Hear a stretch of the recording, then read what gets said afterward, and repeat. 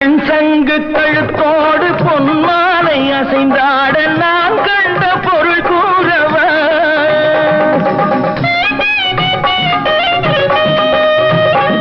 என் அண்ணாவை ஒரு நாளும்